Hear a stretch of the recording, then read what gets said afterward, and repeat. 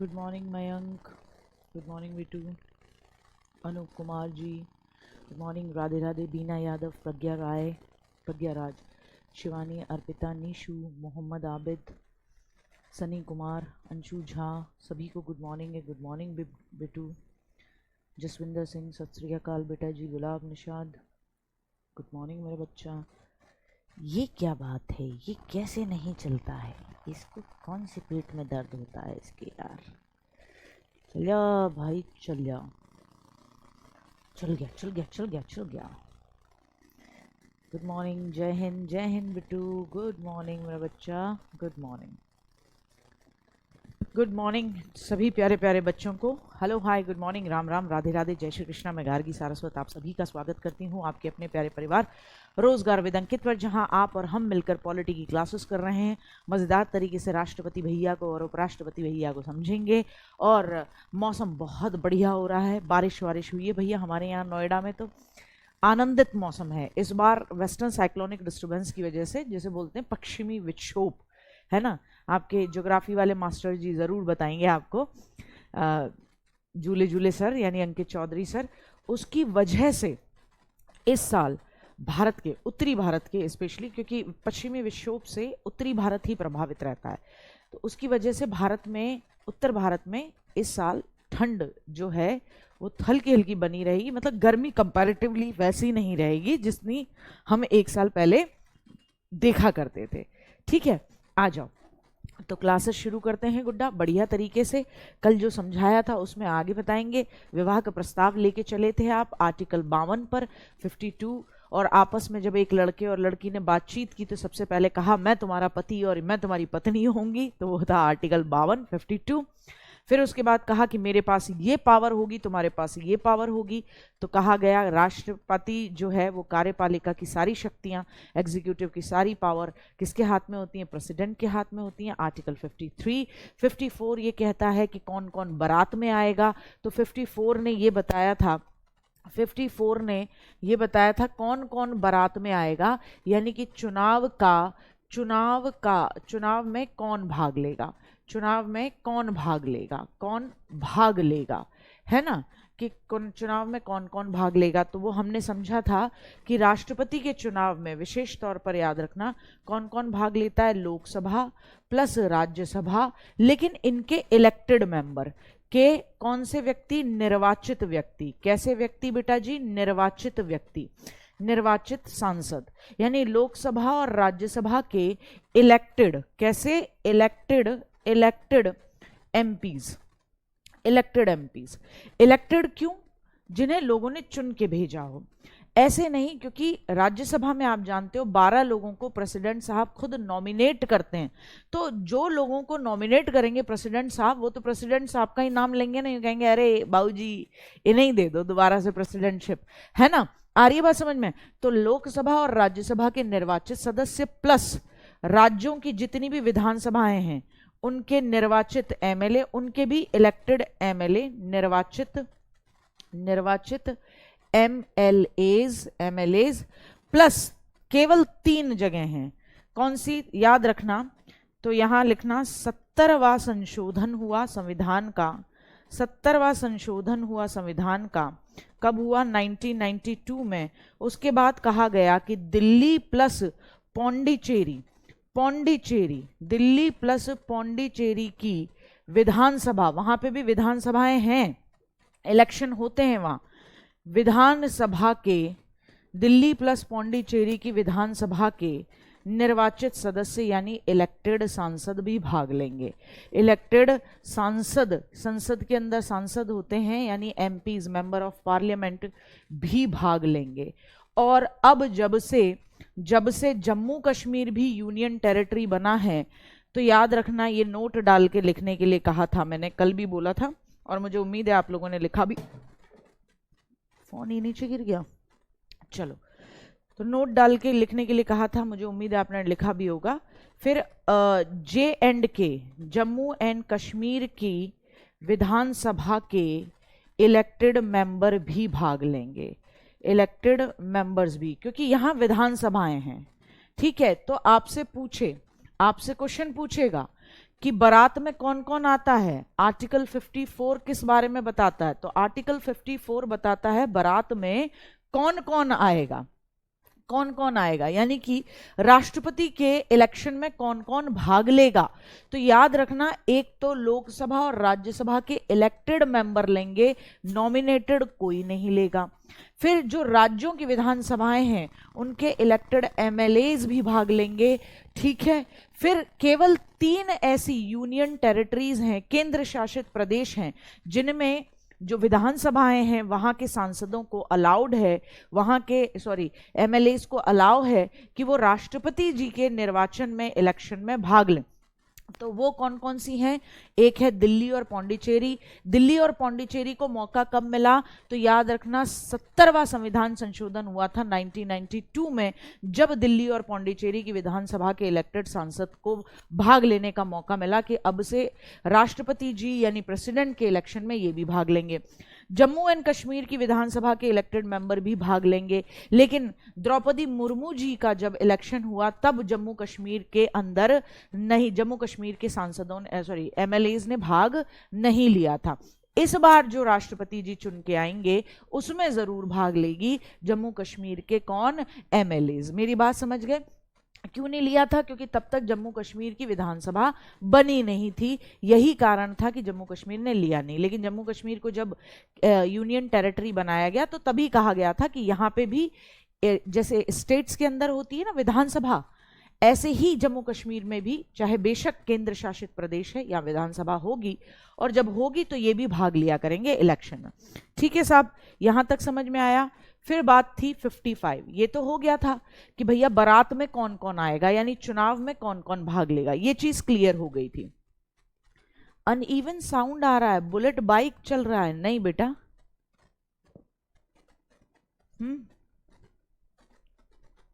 बेटा संडे की क्लास तो दिखा रहा होगा उसके अंदर, ऐसी बात नहीं है, सारी क्लासेस दिखा रहा होगा, ठीक है,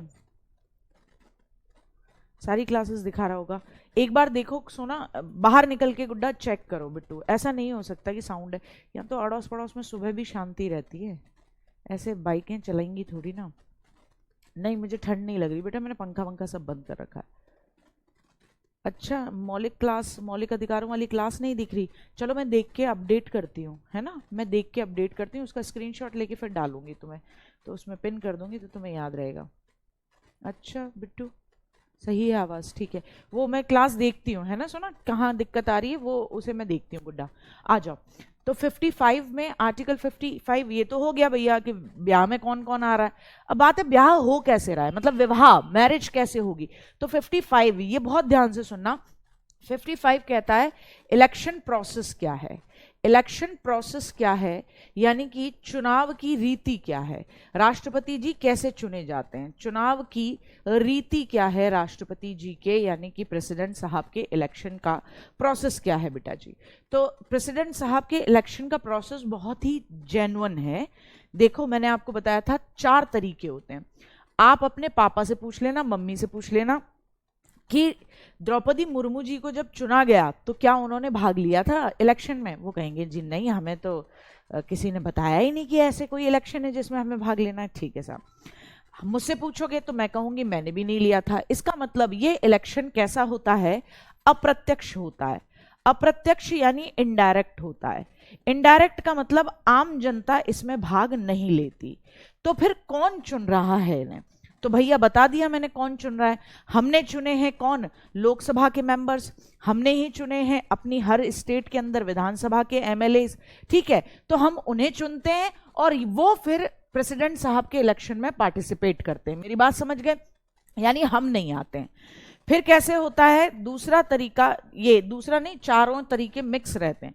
गुप्त रीति यानी सीक्रेट वे में, सीक्रेट बैलेट। सीक्रेट बैलेट का मतलब होता है बेटा जी कि पता ही नहीं लगेगा कि किसने किसको वोट दिया, पता नहीं लगेगा कि किसने किसको वोट दिया। जैसे अभी अगर मैं आपसे कोई सर्वे कराऊं और मैं आपसे पूछूं या भैया जी से कहूं कि एक सर्वे करो और उसमें सर्वे में ये डालो कि आपके पसंदीदा टीचर्स में से कौन कौन कहाँ हैं, तो आप क्या कर रहे हो, अपने पसंदीदा टीचर्स को अपना, आपका नाम भी, आईडी भी शो होगी, आप उसको क्या दे रहे हो कि ठीक है रैंकिंग दो अपने पसंदीदा टीचर्स को।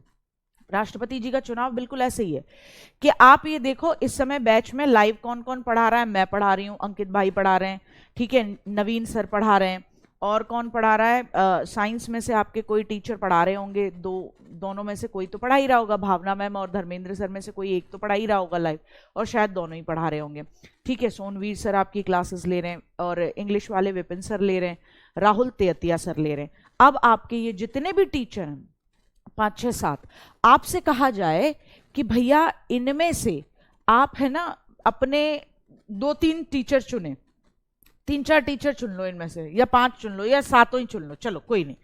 और मैं आपसे ये कहूं कि गुड्डा अब आप हमें प्रेफरेंस दो। प्रेफरेंस का मतलब नंबर सबको देने, लेकिन हमें रैंकिंग दो कि तुम्हारी नजरों में कौन नंबर 1 पे आता है, कौन 2 पे आता है, कौन 3 पे आता है। तो हमारे नामों के आगे एक ऐसी एक्सेल शीट बना दूं मैं, ऐसी एक्सेल शीट बना दूं मैं, और ऐसे लिख दूं, ठीक है। ये मैंने लिख दिया, यहां मैंने लिख दिया नवीन सर, यहां मैंने लिख दिया अंकित चौधरी सर, झूले झूले कबूतर उड़ाओ, यहां मैंने लिख दिया गार्गी, यहां मैंने लिख दिया विपिन भाटी सर, ठीक है, आगे पीछे किसी को भी कर लो तुम, यहां मैंने लिख दिया सोनवीर सर, ठीक है। ये सबसे सीनियर मोस्ट टीचर है हमारे। अब ध्यान से सुनना है, गौर फरमाना है। अब मैं आपको कहूं बेटा हमें प्रेफरेंस नंबर दो। प्रेफरेंस नंबर का मतलब हमें रैंकिंग दो कि किसको तुम 1 पे रखते हो, किसको 2 पे रखते हो। तो तुमने क्या करा, तुमने रख दिया नवीन भाई को 1 पे, अंकित भाई को रख दिया 2 पे, मुझे दिया 3rd नंबर, 4था नंबर तुमने विपिन भाई को दिया, 5वां नंबर आपने सोनवीर सर को दे दिया। तो ऐसे तुमने हमें रैंकिंग दे दी, ठीक है। मेरी बात समझ रहे हो ना? ठीक। अब जब तुम रैंकिंग दे रहे हो तो यहां तुम्हारी कोई आईडी शो ना हो, तभी इसे कहेंगे गुप्त रीति से, यानी सीक्रेट वे में तुम्हें नंबर, तुम हमें वो दे रहे हो, तो तुम्हारा जो मतदान है वो गुप्त रखा जाएगा, तुमने जो हमें वोट दिया वो गुप्त रखा जाएगा। अब देखो मैंने ये क्यों बनाया, क्योंकि यहां तुम्हें समझाना है मुझे एकल संक्रमणीय मत प्रणाली। ध्यान से समझना, यहीं समझ जाओगे। एकल संक्रमणीय मत प्रणाली या मत पद्धति, जिसे आप बोलते हो single transferable vote system, single transferable vote system, vote system, single transferable vote system. इसका मतलब क्या है बेटा, अब हम 5 थे, सबने नाम दिया हमें, इसी तरीके से रैंकिंग में रखा, साक्षी ने रखा, शोभनाथ विश्वकर्मा ने रखा, समर्थ ने रखा, ठीक है, वो मैं समझती हूँ बेटा, वो बोलना पड़ता है तुम्हें, गार्गी मैम नंबर 1 पे, ठीक है। हाँ, सादानंद ने रखा, उसने अंकित भाई को नंबर 1 पे रखा है, विपिन सर को आगे रख रहे हैं, ठीक है। तो जैसे भी रखना चाहो, सबका अपना चॉइस होगा, है ना। तो मैंने यहाँ लिखा कि यहाँ सपोज करो अपने सादानंद ने ये रैंकिंग दी है, और अपने बालक ने, अभी समर्थ ने इसमें रैंकिंग थोड़ी अलग रखी है समर्थ के अकॉर्डिंग। समर्थ ने जो बैलेट पेपर उसको मिला, समर्थ ने नंबर 1 पे रखे अंकित भैया नंबर 1 पे रखे, गार्गी दीदी रख दी 2 पे, नवीन भाई रख दिए 3 पे, एक और बालक है उसने विपिन भाई रख दिए नंबर 1 पे। अब ऐसे करके तुमने हमें रैंकिंग दे दी, प्रेफरेंस दिया, रैंकिंग नहीं दी, मतलब एक तरीके से प्रेफरेंस दे दिया, ठीक है। अब क्या होगा, तुम सबने वोटिंग दे दी, सबके वोट आ गए हमारे पास। अब हम देखेंगे कितने लोगों ने नवीन सर को नंबर 1 पे रखा है। तो हमने सबके काउंट किया, हमने देखा कि भाई तकरीबन 30% बच्चों ने नवीन सर को नंबर 1 पे रखा है ना। फिर मैंने देखा, ये मेरे सामने आंकड़ा निकला, नवीन सर को 30 बच्चों ने मान लो। फिर मैंने देखा अंकित भाई को कितने लोगों ने रखा, तो मैंने देखा अंकित भाई को 28 लोगों ने रखा है नंबर 1 पे। फिर मैंने देखा गार्गी मैम को किसने रखा, तो मैंने देखा मुझे रखा केवल 20 बागड़ बिल्लों ने, 20 ने रखा। अब क्या है बेटा, ये मामला हो गया। फिर मैंने देखा यहाँ विपिन भाई को कितनों ने रखा, तो विपिन भाई के 10 बालक थे केवल। फिर मैंने देखा सोनवीर सर को किसने रखा, क्योंकि क्लास मेरी चल रही है ना तो मैं अपने तरीके से बताऊंगी, तो सोनवीर सर के भी 10 थे, ठीक है। अब क्या होगा, ये पहली बार की काउंटिंग हुई है, तो पहली बार की काउंटिंग में ये पता लगा कि इन 2 के बहुत कम हैं, तो जिनके सबसे कम आए होते हैं उनको हटाया जाएगा। अब इनके क्या वोट बर्बाद होंगे? भाई इन लोगों ने जिन्होंने नंबर 1 पे विपिन सर को रखा, नंबर 1 पे सोनवीर सर को रखा, तो इनके क्या वोट बर्बाद हो जाएंगे इन एमएलएज और एमपीज के? बोले नहीं, इनको रेस से हटा दो, विपिन भाई को हटा दो, सोनवीर सर को हटा दो, लेकिन इन बच्चों ने जिन्होंने पहले नंबर पे विपिन सर को रखा था उनके दूसरे नंबर की प्रेफरेंस क्या थी? तो पता पड़ा इन 10 बच्चों में से, इन, मेरी बात समझ पा रहे हो ना, इन 10 बच्चों में से 6 बच्चों की प्रेफरेंस क्या थी? अंकित चौधरी सर थे, और 2 बच्चों की प्रेफरेंस नवीन भाई थे, और बचे हुए 2 बच्चों की प्रेफरेंस गार्गी मैम थी। तो इस तरीके से इनकी सेकंड नंबर की प्रेफरेंस काउंट की जाती है। ये हट जाएंगे भैया हमारे। ऐसे ही सोनवीर सर को भी हटा देंगे, फिर काउंटिंग होगी दोबारा से। अब किसके ज्यादा जा रहे हैं? देखो अब किसके ज्यादा जा रहे हैं, इनके ज्यादा जा रहे हैं, इनको जिता दो। इसे बोलते हैं single transferable vote system. Vote किधर ट्रांसफर करने, वोट बेकार नहीं जाना, तुम्हें प्रेफरेंस देना है हमें, और सबको प्रेफरेंस देना होगा। ये नहीं है कि मैं नहीं, मेरा तो दिल नवीन भैया के लिए धड़कता है कि नहीं मैं तो कबूतर बन के अंकित चौधरी सर के संग ही उड़ूंगा, कि नहीं मैं तो गार्गी मैम का ही गुड्डा बनूंगा। तो ऐसा नहीं हो सकता। 5 खड़े हुए हैं कैंडिडेट प्रेसिडेंशियल इलेक्शन के लिए, तो 5 को क्या करना होगा बेटा जी? 5 को आपको हमें क्या देना होगा? प्रेफरेंस देना होगा, रैंकिंग देनी होगी। किसको नंबर 1 पे रखते हो, किसको 2 पे रखते हो, 3 पे, 4 पे, 5 पे रखते हो। फिर उसके बाद हम देखेंगे पहले राउंड की काउंटिंग में किसके सबसे कम आ रहे हैं, ठीक है। फिर जिनके सबसे कम आ रहे होंगे देखेंगे, या तो पहली बार में ही क्लियर हो जाए।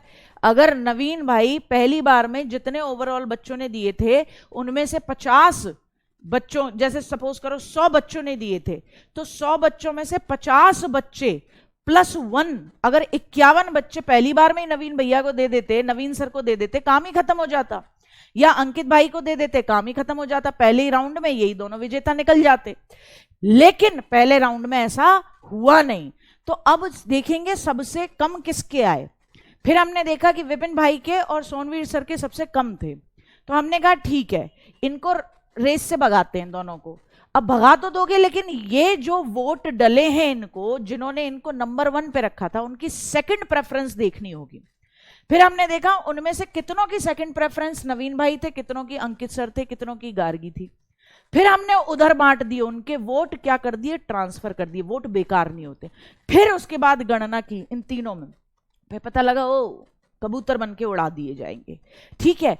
फिर ये कहा जाता, इसे कहते हैं गुड्डा सिंगल ट्रांसफरेबल वोट सिस्टम, एकल संक्रमणीय मत प्रणाली। अब बताओ ये समझ में आई तुम्हें? बहुत आसान है।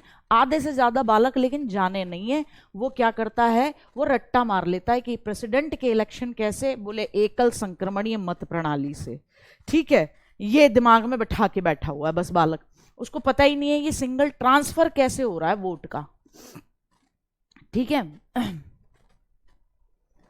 ठीक,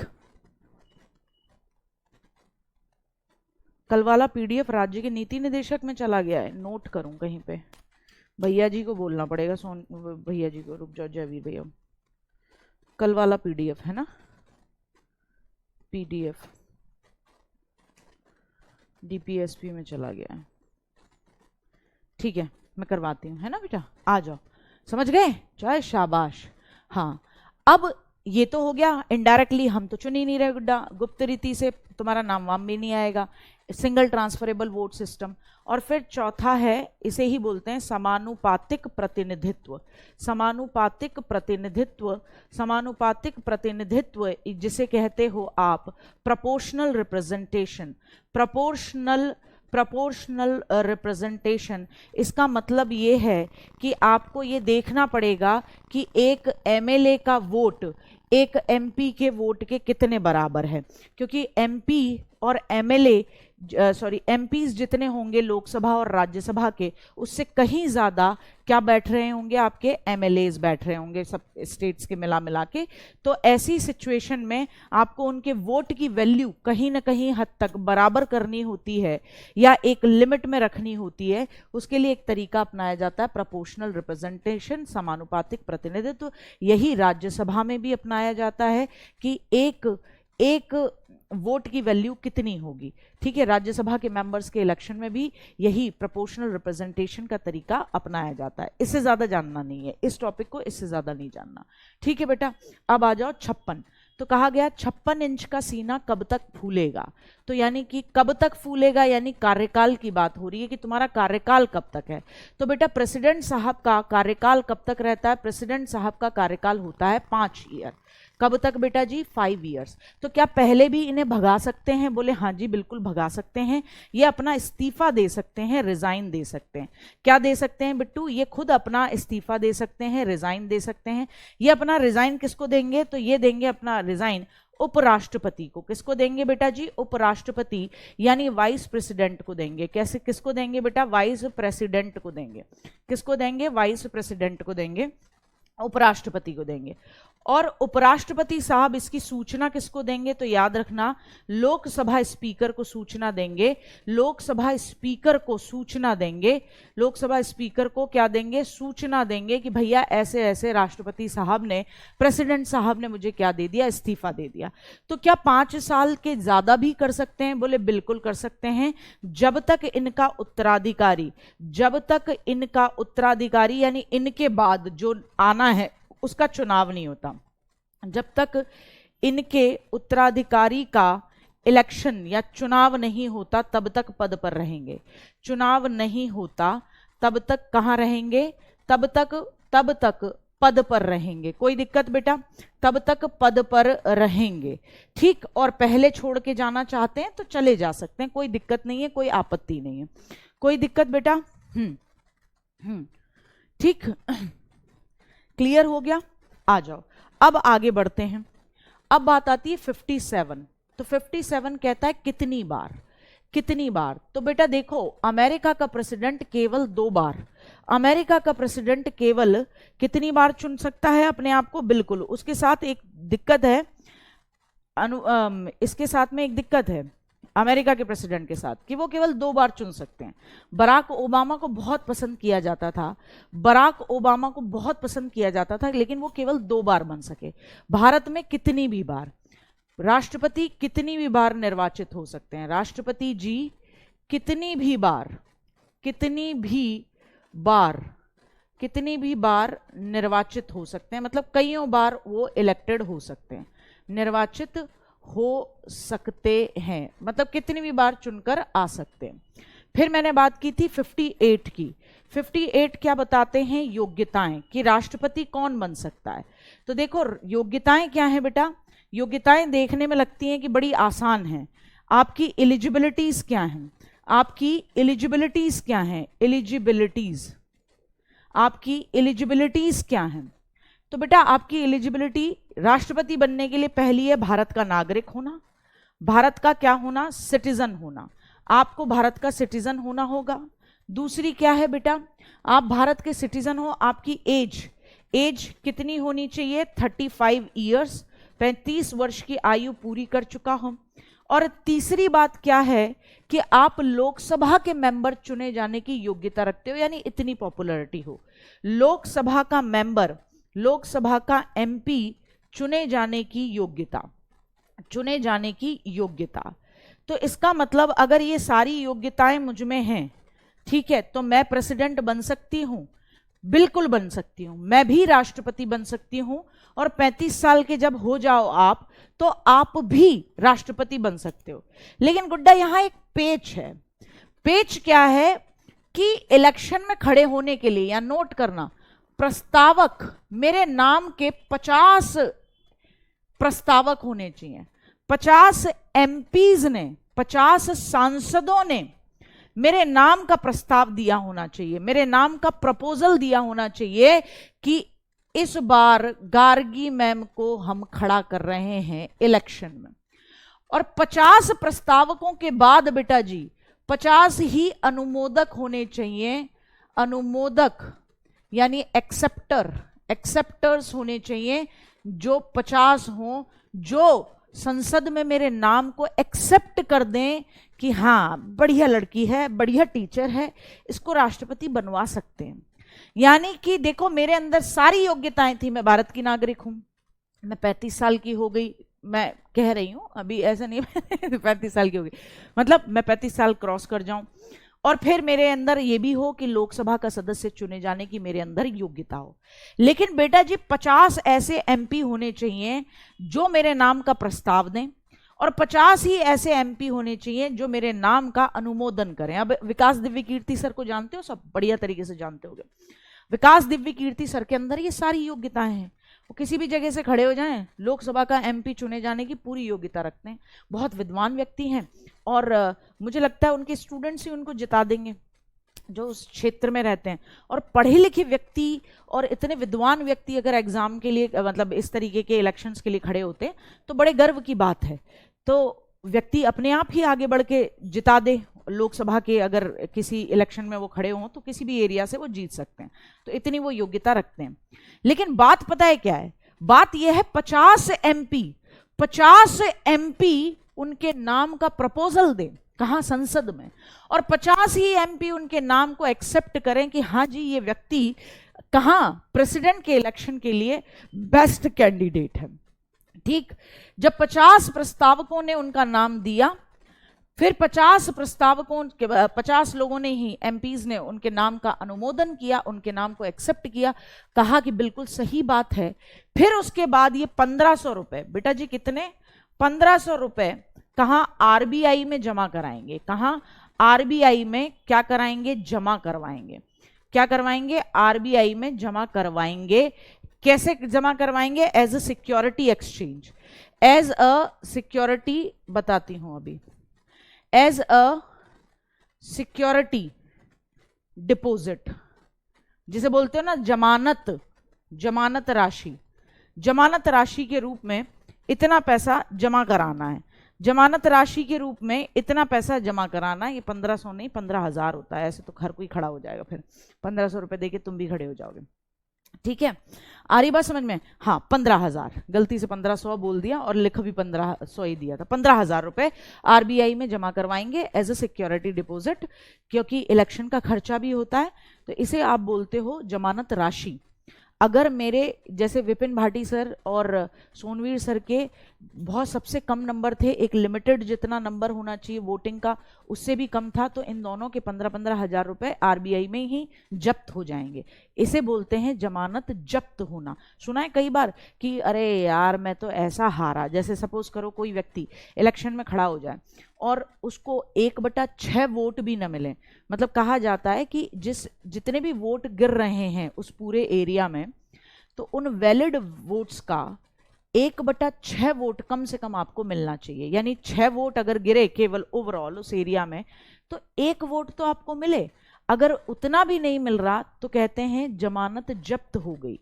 यानी जो पैसा हर इलेक्शन में जो खड़ा होता है उसको कुछ पैसा आरबीआई में जमा कराना होता है, तो वो जमानत जब्त हो जाती है। इतने बुरे तरीके से हारना, तो वो जमानत जब्त हो जाना यानी सिक्योरिटी डिपॉजिट हो जाना। आगे बात समझ में आ रही है सर? आगे ठीक है, अच्छे तरीके से समझ में आ गया। हाँ तो जितेंद्र तुम उसको अनुपातिक प्रतिनिधित्व कर लो, क्या दिक्कत है? अनुपातिक प्रतिनिधित्व कर लो, क्या दिक्कत है? ठीक है, आ जाओ, क्लियर हुआ? आ जाओ, अब हम बात करते हैं, रुक जाओ, हाँ 58 हो गया। अब बात करते हैं बेटा जी 59 की। 59 पे आती हैं शर्तें, यानी टर्म्स आते हैं। राष्ट्रपति बनने के लिए क्या टर्म्स हैं? तो राष्ट्रपति बनने के लिए बेटा पहला टर्म ये है कि आप किसी लाभ के पद पर न हो, मतलब आपको कोई बेनिफिट ऑफिस न मिला हुआ हो, ठीक है। और दूसरी बात क्या है कि आप जब तक राष्ट्रपति रहोगे कार्यकाल के दौरान आपके वेतन व भत्ते में, राष्ट्रपति के वेतन और भत्ते में कटौती नहीं। राष्ट्रपति के वेतन यानी कि सैलरी व भत्ते यानी अलाउंस में, भत्ते में कटौती नहीं होगी, मतलब उस दौरान कटौती नहीं होगी। ये शर्तें हैं, ये याद रखनी है। दूसरा, आप लाभ के पद पर न हो, किसी लाभ के पद पर न हो, लाभ के पद पर न हो का मतलब होता है मतलब कहीं और से पैसा न मिल रहा हो। अगर आप राष्ट्रपति बनने से पहले लोकसभा के ही मेंबर थे, और ऐसे में आपको लोकसभा से भी पैसा मिल रहा है सांसद होने के नाते, एमपी होने के नाते, तो आप वहां से भी पैसा ले रहे हो और यहां राष्ट्रपति बन के पैसा नहीं ले सकते हो। आपको क्या करना होगा, जिस दिन आप फॉर्म भरोगे, राष्ट्रपति पद के लिए अप्लाई करोगे, उसी दिन आपको लोकसभा की अपनी मेंबरशिप को छोड़ना होगा, ठीक है ना, किसी लाभ के पद पर न हो, ये बात विशेष तौर पर याद रखनी है, किसी लाभ के पद पर न हो, ठीक है। 60 क्या बताता है, 60 बताता है शपथ, 60 क्या बताता है, शपथ बताता है, ओथ।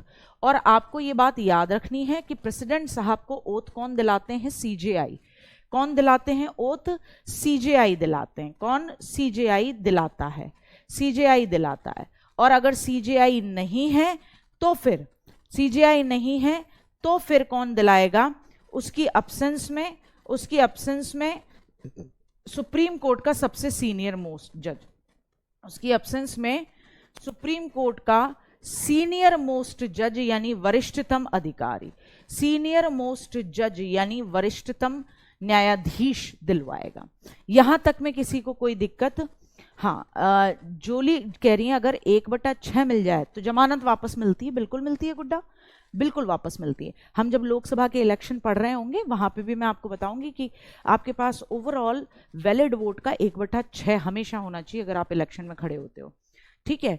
आ रही बात समझ में? तो ये बात विशेष तौर पर याद रखनी है, ठीक। आ जाओ, ठीक है, ये मैं अलग से बता दूंगी। ये बहुत अच्छा क्वेश्चन पूछ रहा है गुड्डा कि लाभ के पद पर किस किस को काउंट नहीं करते हैं। तो मैं क्या करूंगी, एक बार ये अभी आगे हमारे पास बहुत जगह आएगा कि लाभ के पद पर नहीं होना चाहिए, तो वहां मैं लिखा दूंगी कि किस किस को लाभ के पद पर काउंट नहीं करते हैं, तो वो एक जगह लिख जाएगा तो आपके यहाँ पे खुपड़िया में बैठ जाए। 1/5 मिलेगा तो बेटा यार मतलब मामला गया, 1/5 नहीं 1/6 होना चाहिए।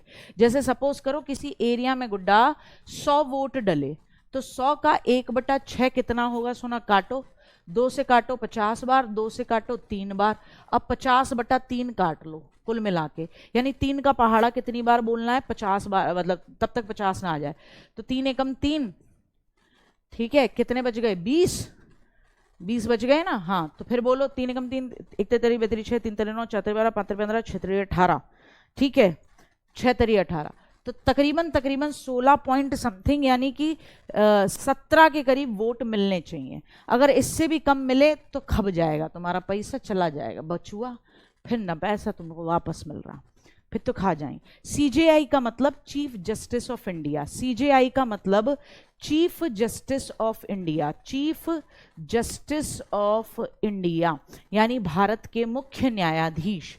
कौन बेटा जी, भारत का मुख्य न्यायाधीश। और कहाँ होता है वो, सुप्रीम कोर्ट का जो जज होता है, मेन जज, उसे कहा जाता है chief justice of India, CJI, chief justice of India, ठीक है।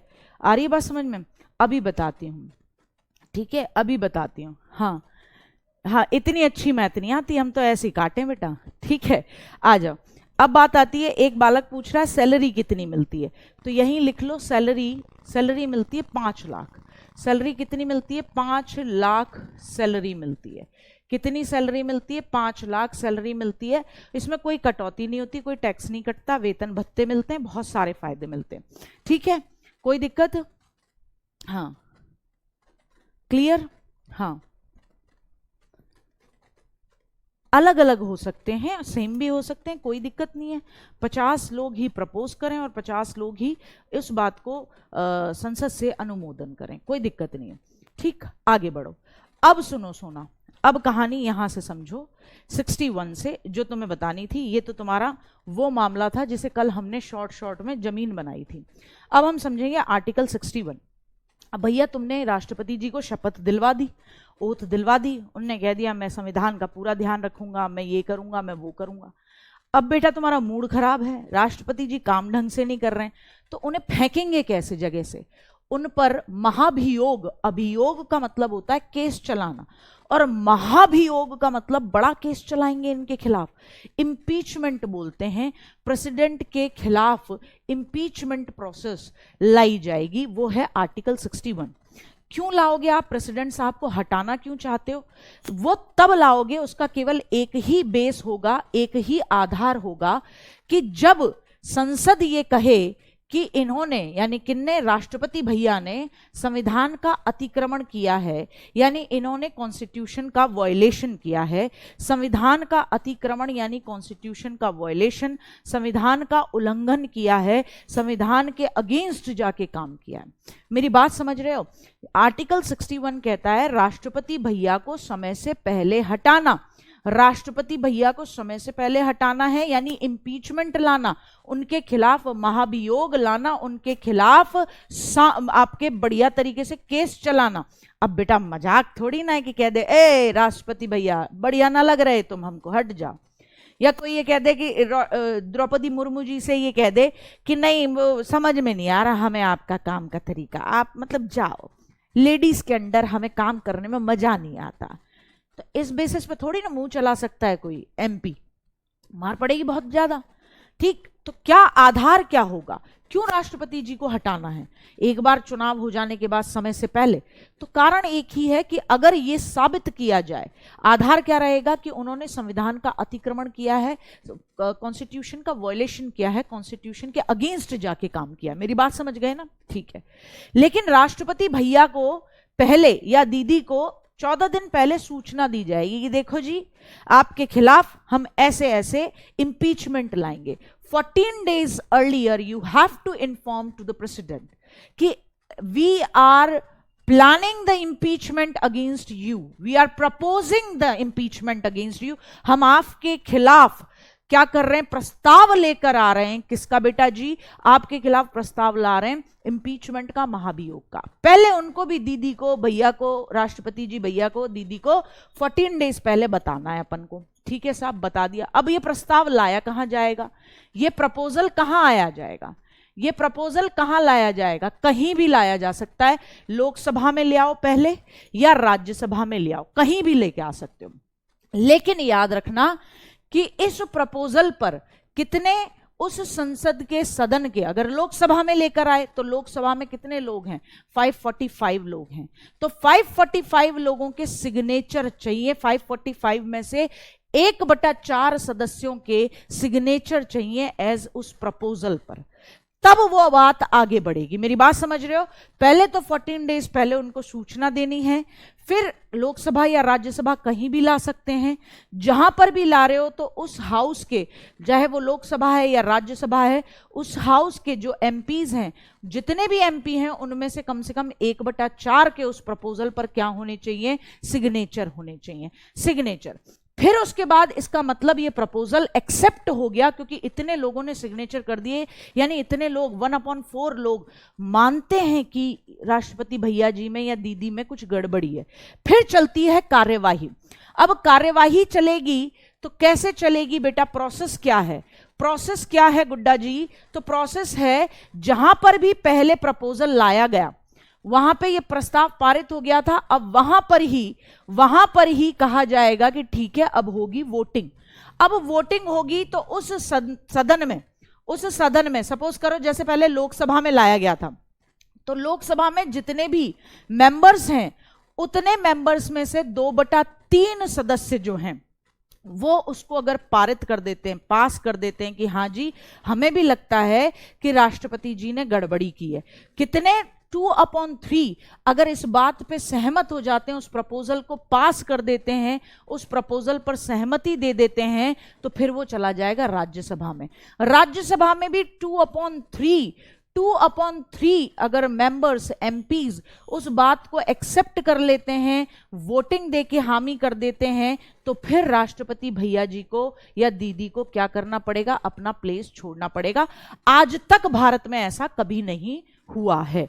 आज तक भारत में ऐसा कभी नहीं हुआ है। मेरी बात समझ रहे हो? अच्छा, एक बात और पूछ रहे हैं। अब ये बताओ, एक मेरा बागड़ बिल्ला पूछ रहा है कि ये प्रोसेस कहां से ली गई है। तो हमने शुरू में ही पढ़ा था कॉन्स्टिट्यूशन के सोर्सेज। अब मुझे बताओ, आर्टिकल 61 में जो प्रेसिडेंट साहब को हटाने की या प्रेसिडेंट दीदी को हटाने की जो प्रोसेस लाई गई है वो कहां से लाई गई है? तो लिखेंगे ये प्रोसेस कहां से ली गई है बिट्टू? यूएसए से ली गई है।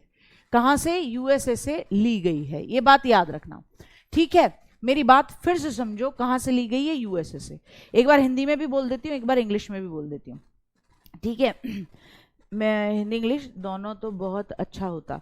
हाँ बिट्टू, आज सौमित्र दिक्कत ये हो गई, पता नहीं क्यों भैया ने ना इंग्लिश वाला पोर्शन टाइप ही नहीं किया, और मैं ये टाइप ही इसलिए कराती हूँ ताकि जो इंग्लिश वाले बच्चे हैं ना उनको कंटेंट मिल जाए, क्योंकि वो फिर क्या करते हैं, आप लोग को फिर मैं जो बोलती हूँ उसको इंग्लिश में हैंड टू हैंड नोट करना पड़ता है। तो आज दिया नहीं है, मैं अभी करवा के जो पीडीएफ लगवाऊंगी, कोशिश मेरी ये रहेगी कि मैं उस पीडीएफ के अंदर जो कंटेंट लगवाऊं वो इंग्लिश वाला भी लगवाऊं, ठीक है ना, ऐसे टेंशन नहीं लेना, ठीक है बेटा। आ जाओ, अब मेरी बात ध्यान से सुनो, क्या है 61 इम्पीचमेंट प्रोसेस, यानी राष्ट्रपति भैया को हटाना। दोनों लैंग्वेज में समझा रही हूँ, सरल भाषा में। बेस क्या होगा, किस बेसिस पे हटाओगे भाई? सिंपल ये बात है, अगर आप ये एलिगेशन लगाते हो कि राष्ट्रपति ने क्या किया, प्रेसिडेंट ने क्या किया, वायलेशन ऑफ द कॉन्स्टिट्यूशन, संविधान का अतिक्रमण या उल्लंघन किया है, क्या करना होगा? पहले 14 डेज अर्लियर उनको इन्फॉर्म करना होगा। फिर क्या करा जाएगा? प्रपोजल लाया जाएगा। प्रपोजल कहाँ लाया जाता है बेटा? लोकसभा या Rajya Sabha, wherever you feel free, कहीं पे भी ला सकते हो। बस जहां पे भी आप प्रपोजल लेके आ रहे हो उस हाउस के 1/4 मेंबर के सिग्नेचर चाहिए, तब वो प्रपोजल कहाँ आएगा? तब वो प्रपोजल रखा जाएगा किस पर? आपके उस लोकसभा या राज्यसभा के पटल पर रखा जाएगा, यानी फ्लोर पर रखा जाएगा। इसका मतलब अब उस पर होगी वोटिंग। पहले तो उस पर 1/4 लोगों के सिग्नेचर चाहिए ताकि वो वोटिंग के लिए आगे पहुंचे। फिर कैसे कार्यवाही चलती है, प्रोसेस चलती है।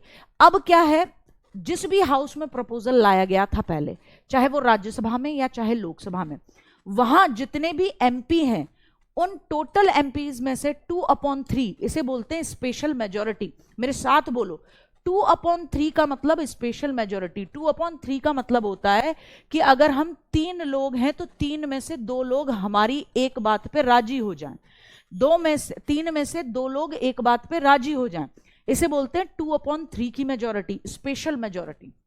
तो 2/3 की मेजॉरिटी से अगर उस पर वोटिंग हो जाती है और वो एक्सेप्ट हो जाता है, 2/3 मेंबर उस हाउस के उस बात पे, उस प्रपोजल को एक्सेप्ट कर लेते हैं, उस पर वोट दे देते हैं, उसको गो थ्रू कर देते हैं कि हाँ जी बिल्कुल सही बात है, तो फिर वो जाएगा दूसरे हाउस में।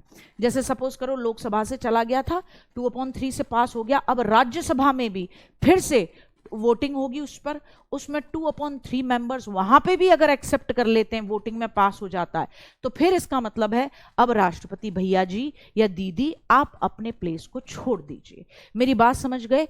उनको फिर उस जगह से क्या कर दिया जाता है? हटा दिया जाता है, ठीक है। आज तक कभी भारत में राष्ट्रपति भैया के साथ में या दीदी के साथ ऐसा नहीं हुआ। आर्टिकल 62 क्या कहता है बेटा? तो आर्टिकल 62 ये कहता है राष्ट्रपति का पद रिक्त होने पर 6 महीने के भीतर चुनाव। अब सपोज करो, देखो ध्यान से समझना इस बात को जो मैं समझाना चाहती हूं। Election should be with in 6 months if the place is vacant. अब आप कहोगे गाड़ी में ऐसी बातें करती हो आप, राष्ट्रपति का पद खाली ही नहीं होता कभी भी। कभी भी एक नोट डाल के लिखना, नोट डाल के लिखना, कभी भी राज अंतराल नहीं लाया जा सकता, कभी भी राज अंतराल नहीं लाया जा सकता, नहीं होगा। राज अंतराल नहीं होगा, इसका मतलब क्या है भैया? इसका मतलब है बेटा जी कभी भी प्रेसिडेंट की पोस्ट खाली नहीं होगी। अब आप कहोगे बस हद कर दे रही हो यार गार्गी मैम, आप एक तरफ कह रही हो प्रेसिडेंट की पोस्ट खाली नहीं होगी, दूसरी तरफ आप ये कह रही हो कि अगर प्रेसिडेंट का जगह खाली है तो 6 महीने के भीतर भीतर चुनाव करने। अब मेरी बात समझो, ध्यान से समझना, ध्यान से समझना। तुम्हें तुम्हारी एज के हिसाब से समझाऊंगी, तुम्हें तुम्हारी लैंग्वेज के हिसाब से समझाऊंगी। तुम्हारा एक बेस्ट फ्रेंड था, बहुत बढ़िया, एकदम बचपन से चड्डी बड्डी, ठीक है, या बेस्ट सहेली थी। अब क्या हुआ, अब वो चली गई पढ़ने के लिए यूएसए, ठीक, वो दोस्त चला गया, वो सहेली चली गई यूएसए। तुम्हें आदत थी कि तुम रोज उसके घर जाते थे, उससे बात करते थे, 1 घंटा शाम में बैठा करते थे दोनों। अब वो जगह जो खाली हुई है तुम्हारे उसमें, तो राज अंतराल थोड़ी ना लेके आओगे आप, यहाँ पर राज अंतराल थोड़ी ना लेके आओगे अपने जीवन में। आप इतना बड़ा लॉन्ग टर्म इंटरवल थोड़ी ना लेकर आओगे। आप क्या करोगे, नया मित्र बनाओगे, या नंबर 2 पे जो आपका थोड़ा थोड़ा ठीक ठीक फ्रेंड था, अब आप उसको उस जगह पर लेकर आओगे कि आजा तेरे संग समय बिताया करूंगा। हम करते हैं कि नहीं करते हैं? तो ऐसे ही कभी भी प्रेसिडेंट की पोस्ट खाली नहीं छोड़नी। सपोज करो प्रेसिडेंट साहब हो गए भगवान जी को प्यारे, अपने टेन्योर में, कार्यकाल में, अब समय तो मिला नहीं बेटा, चुनाव हो, अब क्या करा जाए? तो मैंने आपको बता दिया है, ये ऑफिशियल इंटरवल कभी नहीं आएगा, राज अंतराल कभी नहीं आएगा। तो क्या करेंगे, वो जो दूसरे नंबर का तुम्हारा मित्र था उसको तुम अपना बेस्ट फ्रेंड बना लेते ना, उसके साथ टाइम ज्यादा स्पेंड करते हो। तो ऐसे ही जो वाइस प्रेसिडेंट साहब होते हैं वो काम करेंगे किसके रूप में, एज अ प्रेसिडेंट। कब तक काम करेंगे एज अ प्रेसिडेंट, जब तक कि नए प्रेसिडेंट की पोस्ट पर एज अ प्रेसिडेंट आने के लिए किसी के इलेक्शन नहीं हो जाते। मेरी बात समझ गए, मेरी बात समझ गए? ठीक है। अच्छा, जैसे धर्मेंद्र ने बड़ी बात, मजेदार बात कही, इसको देखो, ये बताते। धर्मेंद्र कह रहा मेरी गर्लफ्रेंड इलाहाबाद चली गई, दीदी मैं क्या करूं? तो बेटा ये समझ ले, तेरी गर्लफ्रेंड चली गई, आर्टिकल 62, तेरी गर्लफ्रेंड तुझे छोड़कर चली गई, इलाहाबाद चली गई या कहीं पे भी चली गई, अब तेरे जीवन में राज अंतराल है। तो राज अंतराल तो लाएगा नहीं मेरे बच्चे, तुम्हें भी तो कोई ना कोई चाहिए जिसे तुम अपना दिल का दुखड़ा सुना सको, जिसके कंधे पर तुम सोना बाबू छोना बाबू कर सको। तो तुम क्या करोगे, तुम किसी जो सेकंड नंबर पे प्रायोरिटी पे होगी, जानती हूं मैं तुम्हें होगी, कहीं ना कहीं झूठ बोलेगा तो बहुत पिटाई लगाऊंगी, उसे पकड़ के ले आओगे उस जगह पे। तो यही वाला मामला है कि जगह खाली नहीं छोड़नी है, जगह खाली नहीं छोड़नी जब तक कि नए इलेक्शन नहीं हो जाते उसी पोस्ट के लिए।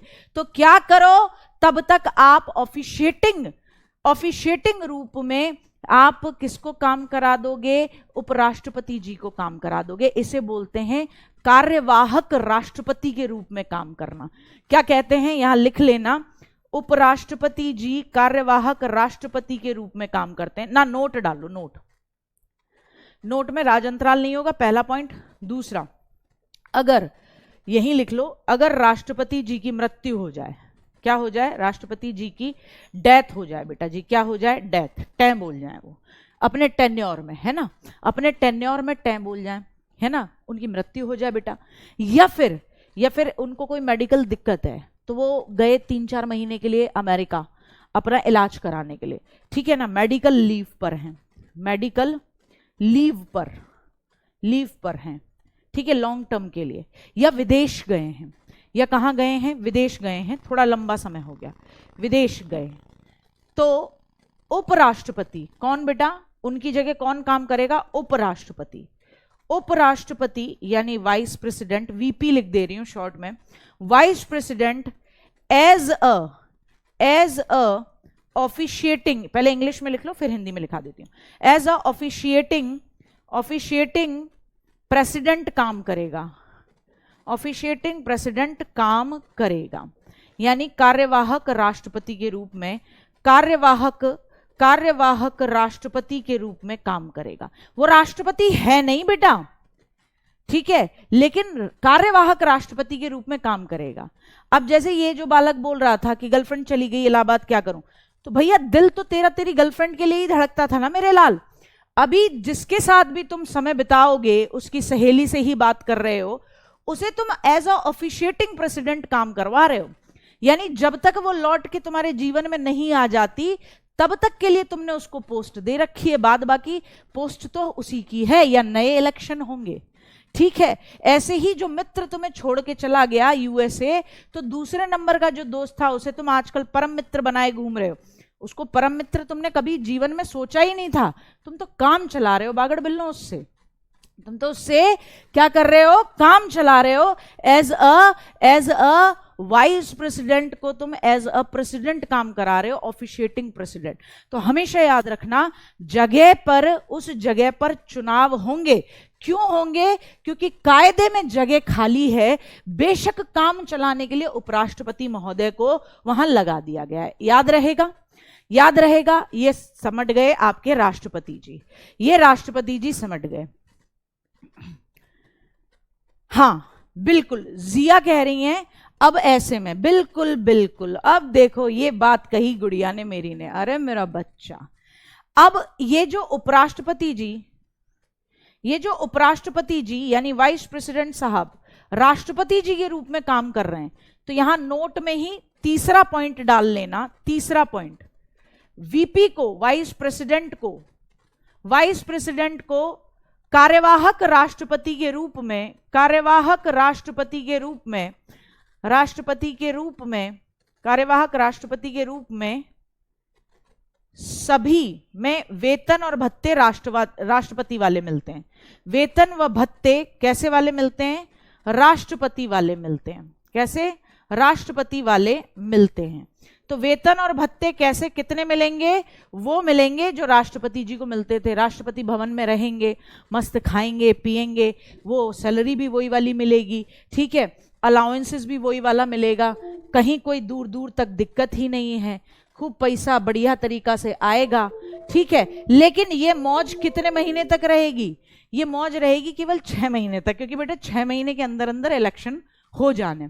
अच्छा, अगर उपराष्ट्रपति भैया का मन करे कि मैं ही इस पोस्ट के लिए आ जाऊं, तो फिर उनको अपनी वाइस प्रेसिडेंट वाली पोस्ट छोड़ के और इस राष्ट्रपति के इलेक्शन के लिए क्या करना पड़ेगा बेटा जी? इस राष्ट्रपति के इलेक्शन के लिए उनको फिर ऐसे में क्या करना पड़ेगा? इलेक्शन लड़ना पड़ेगा। ऐसा हुआ है, मैं बताऊंगी, ठीक है। वीवी गिरी के समय पे ऐसा हुआ है। पूरी हिस्ट्री जब बता रही होंगी तो यही बात बताऊंगी और यही एक एग्जाम्पल पकड़ाऊंगी आपको, ये बात याद रखना। हाँ, और अगर उपराष्ट्रपति भी ना हो तो चीफ जस्टिस ऑफ इंडिया आते हैं। ऐसा भारत में केवल एक ही बार हुआ है, वो हुआ था मोहम्मद हिदायतुल्ला जी आए थे। उसकी पूरी कहानी क्या है? जाकिर हुसैन साहब प्रेसिडेंट थे, उनकी हो जाती है डेथ, ठीक है, उनकी हो जाती है डेथ, प्रेसिडेंट साहब की हो जाती है डेथ। वीवी गिरी उस समय वाइस प्रेसिडेंट थे, तो वो एज अ ऑफिशिएटिंग प्रेसिडेंट काम करते हैं, पर उनको लगता है यार 6 महीने बाद तो कोई और राष्ट्रपति बनेगा। तो राष्ट्रपति के इलेक्शन जैसे ही अनाउंस होते हैं, वीवी गिरी साहब जो कि उस समय वाइस प्रेसिडेंट थे और एज अ ऑफिशिएटिंग प्रेसिडेंट काम कर रहे थे, वो वाइस प्रेसिडेंटशिप भी छोड़ देते हैं और किस में पार्टिसिपेट कर लेते हैं? प्रेसिडेंट के इलेक्शन में भाग ले लेते हैं।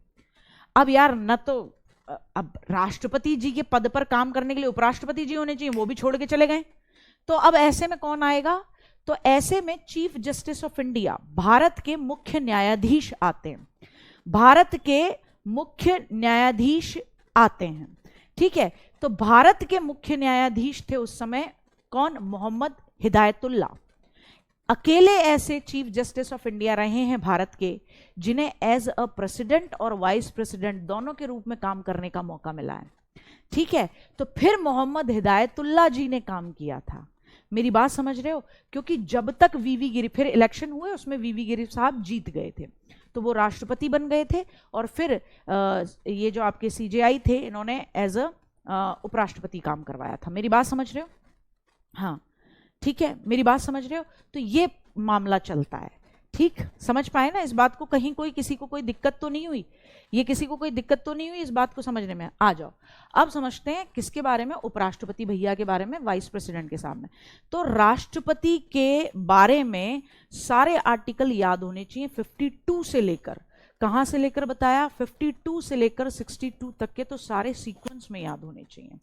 किसमें? सीक्वेंस में। अच्छा, अब देखो, दिव्यांशु ने एक केस रखा, अगर सीनियर मोस्ट जज भी ना हो, ऐसा हो ही नहीं सकता।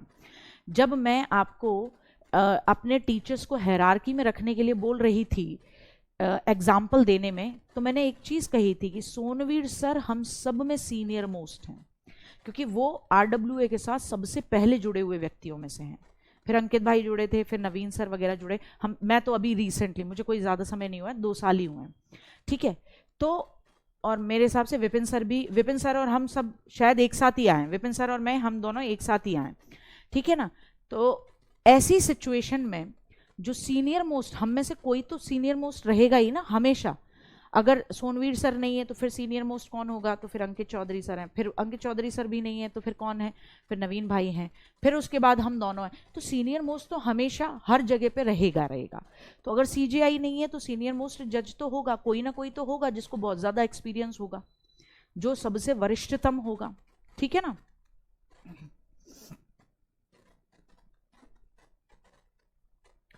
मैम, वीपी वाला अपने पद से हटेंगे या नहीं? वाइस प्रेसिडेंट साहब जो हैं ऐसी सिचुएशन में जब एज अ प्रेसिडेंट काम कर रहे हैं तो वाइस प्रेसिडेंट के काम जो करते हैं वो कौन करते हैं? वो वाइस प्रेसिडेंट कौन होता है? राज्यसभा का सभापति, राज्यसभा का चेयरपर्सन होता है। तो उसकी जगह राज्यसभा का ही जो डिप्यूटी चेयरमैन है वो काम निपटाता रहता है। उपराष्ट्रपति का पद कोई बहुत ज्यादा क्या काम है उपराष्ट्रपति का? कोई कभी सुना तुमने उपराष्ट्रपति नहीं है तो प्रपोजल रुक गया? अरे कोई ऐसा काम नहीं है। सिर्फ उसका एक ही काम है कि जो भी भारत का उपराष्ट्रपति बनेगा वो राज्यसभा का सभापति है। वाइस जो प्रेसिडेंट है, ही और she is the chairperson of the Rajya Sabha. तो बस इतना ही है बेटा इसका काम, ठीक है। तो वो वहां नहीं बैठेगा तो कोई और बैठ जाएगा उसकी जगह, वाइस डिप्यूटी चेयरपर्सन बैठेगा, ठीक है, ठीक है। आ रही बात समझ में? आ जाओ। ना ऐसा नहीं है कि दो जगह का वेतन ले लोगे। अच्छा देखो, एक औलाद कह रही है दोनों जगह का वेतन मिलेगा क्या? ऐसे क्यों? अब जब तुम जिस पोस्ट पे काम कर रहे हो उसका वेतन मिलेगा। आ रही बात समझ में? आ जाओ। अब आ जाओ वाइस प्रेसिडेंट का, दो दो जगह तुम सरकार को लगा दो चूना है। आ जाओ, वाइस प्रेसिडेंट साहब का आर्टिकल 63 कहता है कि भारत का एक उपराष्ट्रपति होगा, जैसे राष्ट्रपति भैया के लिए बात होती है। आर्टिकल 64 क्या कहता है कि ये जो वाइस प्रेसिडेंट साहब होंगे ये कौन होंगे? ये आपकी राज्यसभा के पदेन सभापति होंगे, यानी कि ये आपके चेयरपर्सन होंगे किसके? राज्यसभा के। बाय डिफॉल्ट जो भी वाइस प्रेसिडेंट बनेगा वो राज्यसभा का चेयरपर्सन होगा। ये बिल्कुल ऐसे है बेटा, जब तुम्हारी शादी होगी गुड़ियाओं में से किसी की, तो आप किसी की पत्नी बनने के साथ साथ बाय डिफॉल्ट, डिफॉल्ट है, डिफॉल्ट सेटिंग है ये, आप बाय डिफॉल्ट किसी की भाभी बनोगी, किसी की चाची बनोगी, किसी की मामी बनोगी, किसी की ताई बनोगी, ठीक है, किसी की बहू बनोगी। ये हुआ ना? ऐसे ही जिस लड़के ने विवाह किया वो बाय डिफॉल्ट पति तो बनना चाह ही रहा था, पर वो किसी का दामाद बनेगा, किसी का जीजा बनेगा, ठीक है, किसी का साड़ू बनेगा, किसी का मौसा बनेगा, किसी का फूफा बनेगा, कुछ भी बनेगा। तो बिल्कुल ऐसे ही है। आर्टिकल 64 ये कहता है कि जो वाइस प्रेसिडेंट होगा, जो भी वाइस प्रेसिडेंट बनेगा वो बाय डिफॉल्ट क्या बनेगा? वो बनेगा राज्यसभा का चेयरपर्सन, वही होगा राज्यसभा का चेयरपर्सन। मेरी बात समझ गए? यही है आर्टिकल 64, यही पूछा जाता है और बालक इसी में कंफ्यूज हो जाता है। आर्टिकल 63 भारत का एक उपराष्ट्रपति होगा, बहुत अच्छी बात है। आर्टिकल 64 वो जो होगा वो बाय डिफॉल्ट क्या होगा? वो बाय डिफॉल्ट राज्यसभा का चेयरपर्सन होगा। वो बाय डिफॉल्ट राज्यसभा का क्या होगा? चेयरपर्सन होगा। ये बात कहते हैं राज्यसभा का पदेन। पदेन का मतलब ये पद उसको ऑटोमेटिकली मिल जाएगा, ये पद उसको ऑटोमेटिकली मिलेगा। 65 क्या कहता है? आर्टिकल 65 कहता है राष्ट्रपति का पद रिक्त होने पर उपराष्ट्रपति पद संभालेंगे। मतलब अगर आर्टिकल 65 ये कहता है, वाइस प्रेसिडेंट को पावर देता है, if there is no president in the country, in that situation who will work as a officiating president. तो बात आती है ऑफिशिएटिंग प्रेसिडेंट के रूप में काम करते हैं वाइस प्रेसिडेंट साहब, लेकिन कितने दिनों के लिए? केवल 6 महीने के लिए, क्योंकि आर्टिकल 62 क्या कहता है कि 6 महीने से ज्यादा प्रेसिडेंट साहब की पोस्ट खाली नहीं छोड़नी, 6 महीने के भीतर भीतर चुनाव कराने। बताओ कोई दिक्कत? ठीक है, कोई दिक्कत? ठीक है, हाँ, आ गई बात समझ में? अच्छा अच्छा, अब देखो, जब वो काम करेंगे एज अ प्रेसिडेंट तो उनको सैलरी और अलाउंसेस राष्ट्रपति वाले मिलेंगे। इनको अगर पद से हटाना है तो कैसे हटेंगे? बिल्कुल राष्ट्रपति की तरह ही हटते हैं। वाइस प्रेसिडेंट साहब को भी पद से हटाना है तो कैसे हटाएंगे? राष्ट्रपति साहब की तरह ही हटाएंगे। आर्टिकल 66 क्या बताता है? उपराष्ट्रपति साहब का चुनाव कैसे होगा, इनके ब्याह में कौन कौन बारात में आएगा, तो कौन कौन भाग लेगा? लोकसभा और राज्यसभा के नॉमिनेटेड प्लस इलेक्टेड मेंबर, यानी सभी मेंबर। लोकसभा और राज्यसभा के सभी मेंबर लेंगे, चाहे वो इलेक्टेड हो चाहे नॉमिनेटेड हो। इनके में कभी भी याद रखना, कभी भी किसी राज्य की विधानसभा के सदस्य भाग नहीं लेंगे, विधान परिषद के भी भाग नहीं लेंगे और यूनियन टेरिटरी के सदस्य भी भाग नहीं लेंगे। यहां तक मेरी बात समझ लीजिए, यहां तक मेरी बात समझ लीजिए। फिर से आर्टिकल 63, भारत के अंदर एक उपराष्ट्रपति होगा। 64, जो उपराष्ट्रपति होगा वही राज्यसभा का क्या होगा? एज अ ऑफिशिएटिंग चेयरपर्सन होगा, पदेन सभापति होगा। फिर बात आती है 65 की, क्या पावर रहती हैं इनकी, शक्तियां क्या रहती हैं। तो बोले जब देश के अंदर राष्ट्रपति नहीं होंगे तो उपराष्ट्रपति जी एज अ राष्ट्रपति काम करेंगे, सैलरी मिलेगी इन्हें बढ़िया तरीके से, तब इन्हें पद से हटाना भी होगा तो बिल्कुल उसी तरीके से पद से हटाया जाएगा जैसे राष्ट्रपति जी को हटाया जाता है। 66 इनके चुनाव में कौन भाग लेगा, तो इनके चुनाव में लोकसभा और राज्यसभा के सभी मेंबर भाग लेंगे, चाहे वो इलेक्टेड हैं चाहे नॉमिनेटेड हैं। कौन कौन भाग नहीं लेगा, विधानसभाओं के कोई मेंबर भाग नहीं लेते, यूनियन टेरिटरीज के कोई मेंबर भाग नहीं लेते, और विधान परिषद के भी कोई भाग नहीं लेते। यहां तक में बात समझ में आ गई। तो कल औलादों आगे बात करेंगे कहां से, 67 से लेकर और जगह तक। मेरी बात समझ में आ गई, ये इतना मुझे समझाना था, इतना तुम्हें रिवाइज करना है गुड्डा, और अच्छे तरीके से रिवाइज करना है। ये चीजें मैं जब बोलती हूँ तुम्हें पदेन सभापति, तो इसका मतलब इसीलिए ये एग्जाम्पल दिया है कि जैसे तुम्हारे पिताजी ने विवाह किया तुम्हारी माताजी से, तो वो ऑटोमेटिकली तुम्हारे पिताजी कहलाए, ठीक है ना। तो पदेन सभापति, एक लेने के बाद, एक रिश्ता लेने के बाद बाकी रिश्ते मुफ्त में आए, तो उपराष्ट्रपति बनने के बाद बनना ही पड़ेगा, ठीक है। तो ये मामला है, चलो कल करेंगे, ठीक है। चलो बताऊंगी बिट्टू विधान परिषद वाले कहां पार्टिसिपेट करते हैं और लोग मर रहे हो। अच्छा, जिंदा रखो बेटा, तुम लोगों को मत मारो।